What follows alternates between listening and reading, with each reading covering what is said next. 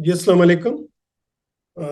मैं question answer के एक दूसरे सेशन के साथ हाजिर हूँ।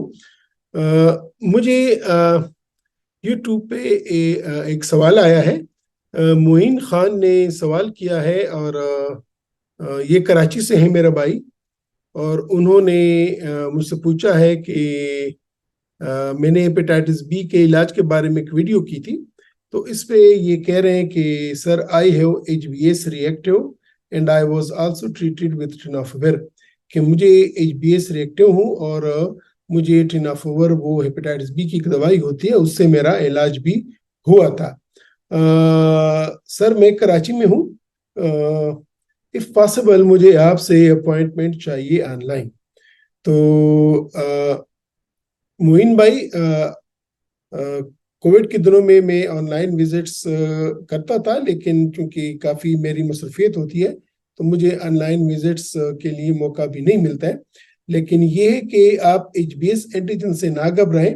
HbS एंटीजन अपने तौर पे कोई बीमारी नहीं है, यानी इलाज के मामले में। सिर्फ HbS एंटीजन अगर किसी का पॉजिटिव है तो हम ये देखते हैं क्या इसका वायरस एक्टिव है कि इनएक्टिव है। और अगर वायरस एक्टिव है तो फिर हम इलाज देते हैं, और जब एक दफ़ा इलाज देते हैं तो वो फिर इलाज हम जारी रखते हैं। लेकिन कभी कभार होता है ऐसा है कि इलाज PCR नेगेटिव हो जाता है, वायरस इनएक्टिव हो जाता है और इनएक्टिव रहता है, तो डॉक्टर फिर आपका इलाज बंद कर सकता है, लेकिन फिर आपसे कहेगा कि आप रेगुलर फॉलोअप्स करें। तो कराची में अल्हम्दुलिल्लाह बहुत अच्छे डॉक्टर हजरात हैं, बहुत अच्छे हेपेटोलॉजी के कोलीग्स हैं। आगा खान में है, सिविल में है, JPMC में है, हर जगह पे है, बहुत अच्छे हैं माशाल्लाह। तो आप उनमें से किसी को दिखा दीजिएगा, वो आपका फॉलोअप करेगा।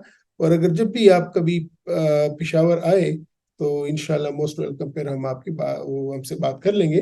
लेकिन लगता है ऐसे ही है कि शायद आपका सिर्फ HbS एंटीजन पॉजिटिव है और आपको कोई मसला नहीं आ रहा। लेकिन आप एहतियातन ऐसा करें कि हर 3 महीने बाद, 4 महीने बाद सिर्फ ALT करवा लिया करें।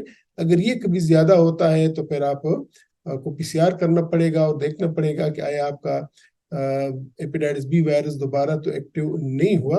ये जान लीजिएगा कि हेपेटाइटिस बी का वायरस जो है ये बॉडी में हमेशा के लिए रहता है, लेकिन अमूमन ये इनएक्टिव रहता है और ये कोई नुकसान नहीं करता। हमें वो टाइम पे देखना होता है कि किस वक्त ये एक्टिव हो गया और किस वक्त इसको इलाज चाहिए। तो उम्मीद है कि मेरे इस जवाब से आपके सवाल जो आपने किया था उसकी एक्सप्लेनेशन आपको आ गई होगी।